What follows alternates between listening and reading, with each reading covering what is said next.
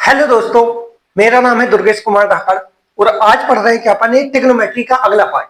ये कौन सा पार्ट है? एक साइड फोर्थ पार्ट है। इसमें एक्सरसाइज करेंगे कौन सी अपन 8.2। ये एक चैप्टर है ट्रिग्नोमेट्री, उसकी एक्सरसाइज करने वाले अपन 8.2। और ये कौन सा क्वेश्चन है? 8.2 का ये दूसरा क्वेश्चन है।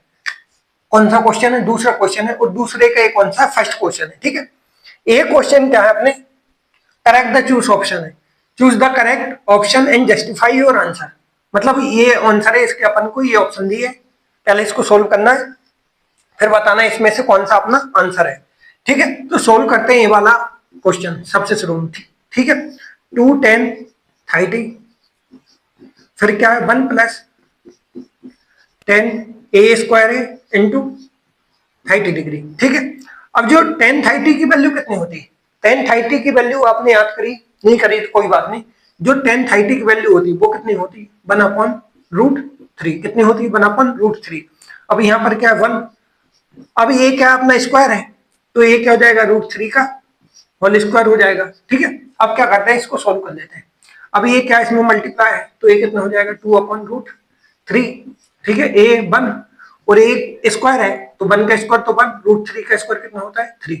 ठीक है, फिर क्या करेंगे, इसको आगे सोल्व कर लेंगे। ठीक है, देखो 2/√3। अब इसको सोल्व करेंगे, इसका एलसीएम कितना आएगा? 3। और ये कितना हो जाएगा? 3 + 1, ये कितना हो जाएगा आपका? 4। डायरेक्ट कर दूं? हाँ कर दो। कितना होगा अपना? 4 हो गया। ठीक है, अब क्या करेंगे, ये जो 3 है ये कहाँ चला जाएगा? ऊपर चला जाएगा।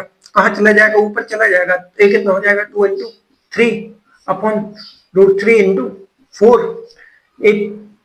2 से 2 2 जा 4। अब जो √3 है, यहाँ क्या बचा अपना? 3/2√3 है। यदि मैं √3 का ऊपर और नीचे क्या कर दूं? मल्टीप्लाई कर दूं, तो ये क्या हो जाएगा? √3 × √3 क्या हो जाएगा? 3 हो जाएगा। तो यहाँ क्या बचा अपना? 3√3। ये कितना हो जाएगा? 2 × √3। ये 3 से 3 कटेगा, क्या बचा अपना? क्या बचा आंसर? आंसर क्या बचा अपना? √3/2। अब इसमें से किसकी वैल्यू? sin 60 की वैल्यू कितनी होती है? √3/2। cos 60 की वैल्यू कितनी होती है? 1/2। और tan 60 क्या होता है? √3। और sin 30 कितना होता है? 1/2। तो ये √3/2 का कौन सा ऑप्शन है? ए ऑप्शन है। तो ए क्या हो जाएगा? सोल्व करते हैं ये क्वेश्चन। इसमें भी क्या अपन को करेक्ट ऑप्शन बताना है, ए सोल्व करके इनमें से कौन सा ऑप्शन है। ठीक है, अब इसको अपन सोल्व करेंगे। देखो ये क्या है? 1 - अब tan 45 की वैल्यू कितनी होती है? बहुत ही 1, तो स्क्वायर है तो स्क्वायर हो जाएगा। ठीक है, अपॉन में। और ये क्या है? tan 45 की वैल्यू कितनी होती है? 1, स्क्वायर है स्क्वायर कर दिया। ठीक है, अब 1, अब 1 का स्क्वायर कितना होता है? 1 और 1, और ये कितना हो जाएगा? 1 + 1। अब 1 में से बन जाएगा, क्या बचेगा? 0/2। ये कितना होता है अपना? 0। तो कौन सा ऑप्शन है? tan 90 तो अपना क्या होता है? tan 90 अपना इन्फिनिटी होता है। ये 1 sin 45 1/√2 होता है। तो अपना डी क्या हो जाएगा? इसका आंसर हो जाएगा। ठीक है, सोल्व करते हैं ये वाला क्वेश्चन। इसमें क्या दिया है आपको? 2 sin a = 2 sin 2a। Solve करते हैं ये वाला क्वेश्चन। इस क्वेश्चन में क्या है? वही करेक्ट ऑप्शन अपन को पता करना है। sin 2a = 2 sin a is true when a is, ठीक है, मतलब कौन से एंगल पर a में a है ना वो करेक्ट होगा। मतलब LHS और RHS पता करना है कि a क्या यहाँ पर एंगल है, कौन से एंगल पर ये वैल्यू क्या अपनी इक्वल होगी, वो अपन को क्या इसमें पता करना है। ठीक है, तो इसी को अपन सोल्व कर लेते हैं। अब एक चीज होती है, अब एक चीज क्या होती है, देखो 2 sin a, यदि मैं देखो ऑप्शन से करूं, ऑप्शन से करता हूं 2, ए क्या हो जाएगा? 2 × a की वैल्यू कितनी है अपनी? 0। और 2 sin a कितना हो जाएगा? 0, यदि मैं ऑप्शन रखूं। ठीक है, देखो a कितना हो जाएगा? 2 × 0, ए तो 0 हो जाएगा। और a क्या हो जाएगा? 2। और sin 0 की वैल्यू कितनी होती है? 0। अब sin 0 क्या होता है? 0। और 2 × 0 क्या हो जाएगा? 0। तो a तो होगा क्या अपना? A option. ठीक है, यदि मैं ये वाला ऑप्शन से इसको और चेक कर लूं तो क्या होगा? देखो ये कितना हो जाएगा? sin 2 × 30 इक्वल में 2 sin क्या हो जाएगा? 30। ठीक है, ए कितना हो जाएगा? sin 60। sin 60 की वैल्यू कितनी होती है?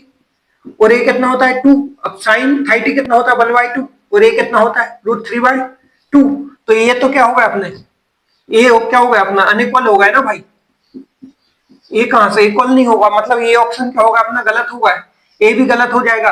तो ये जो ऑप्शन है ना, ये अपना सही है, मतलब ए की वैल्यू क्या आएगी, 0 डिग्री पर ए क्या होगा, ये सेटिस्फाई होगा, LHS RHS बराबर होगा। ठीक है, सोल्व करते हैं ये वाला क्वेश्चन। ये क्या है, सेकंड क्वेश्चन का 5th क्वेश्चन है।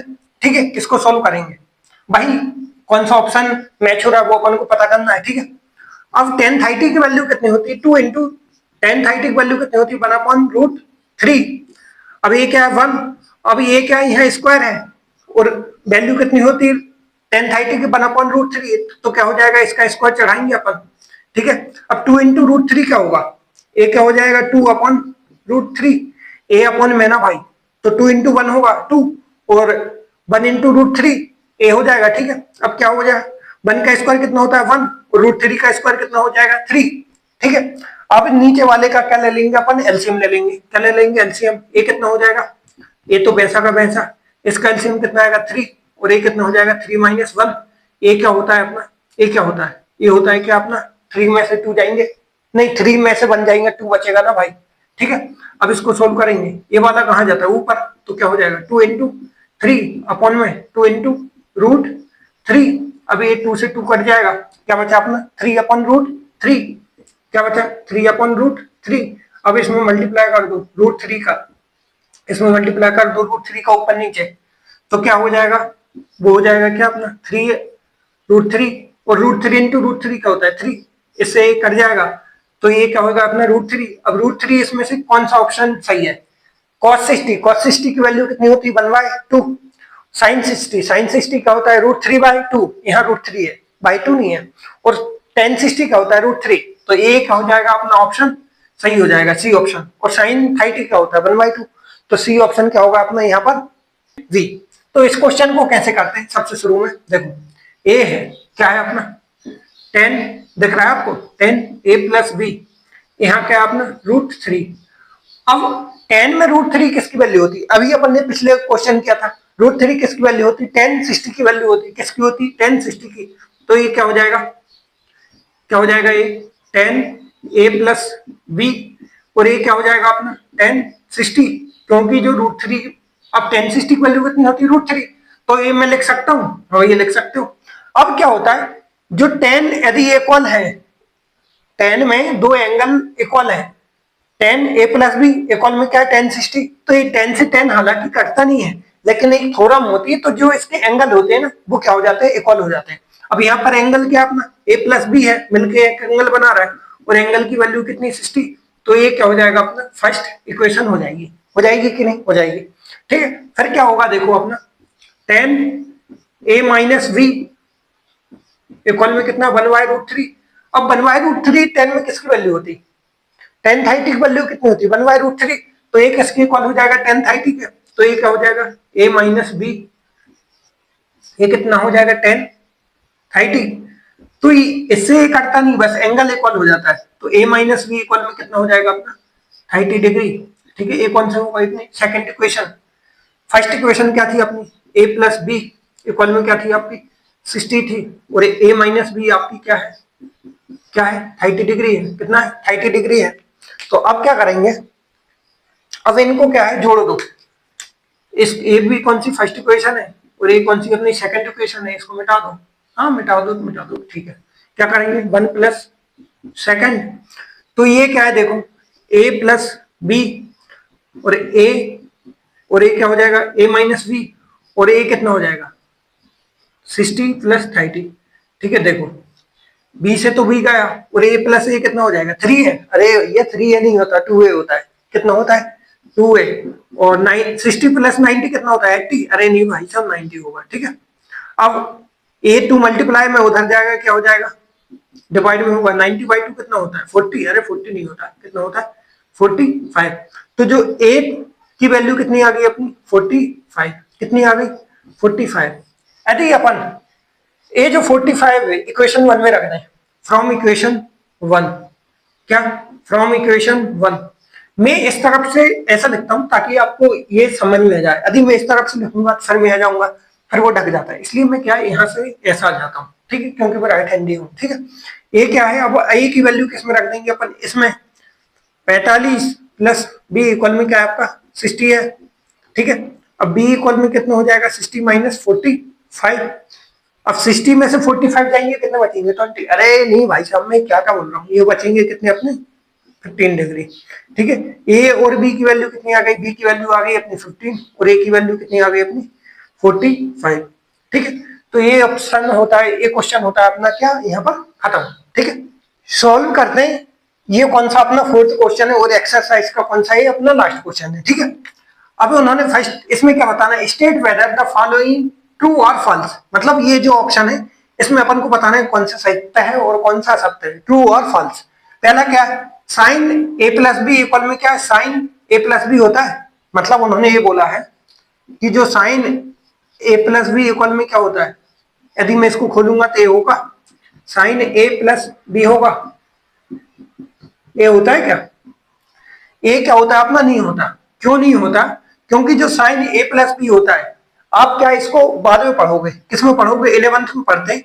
11th में क्या होता है, ए होता है क्या अपना sine A cos B plus sine B cos A, ठीक है। ए फार्मूला होता है इसका, तो ये फार्मूला और ये फार्मूला क्या इक्वल है, नहीं है। तो ये क्या है, ए क्या होगा अपना फॉल्स होगा, या फिर इसको हाँ क्रॉस लगा देता हूं, क्रॉस मतलब फॉल्स, ठीक है। ये क्या होगा अपना फॉल्स होगा।